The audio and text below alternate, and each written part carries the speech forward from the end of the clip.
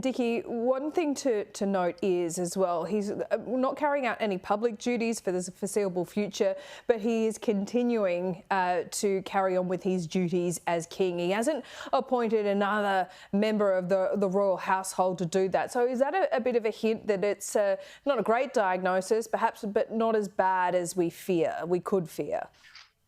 Well, I think cancer is always bad, and yes, we should be cautious, but he is being home treated. Now, you say a member of the household doing the duty. No, that can't happen. As far as the state papers are concerned, he has councillors of state who can't delve into the state papers.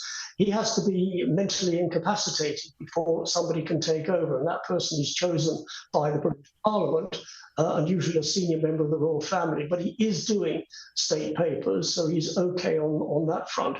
What we won't do is see him in the fullness of time on public duty.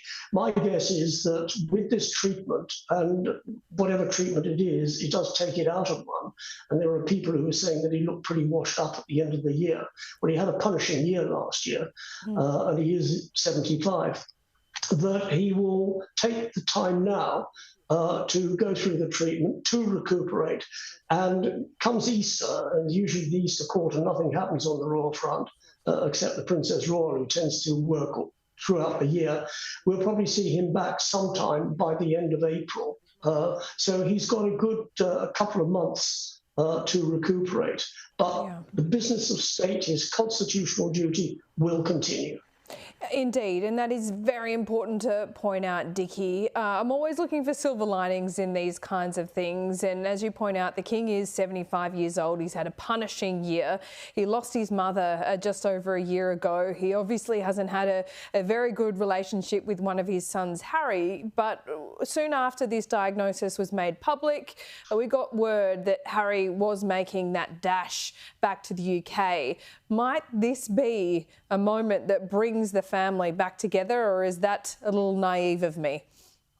Well, don't hold your breath on that one. I mean, Harry hasn't done the right thing since he walked out of the UK at the beginning of 2020. The fact that he is coming back to see his dad is a good move on his part. It is a polite move. It is a just move.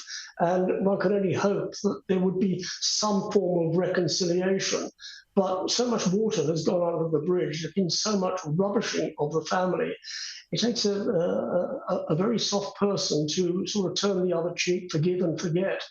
You can forgive, but you never forget. So Harry coming, we just have to wait and see. We're not going to get any announcements. We're not going to get any idea of the sort of the rapport between the two men, unless Harry releases it when he gets back to the United States. Anything can happen on that front. Yeah. But I think we have to err on the side of caution in terms of a renewed relationship. But he's coming to see his dad because he has cancer.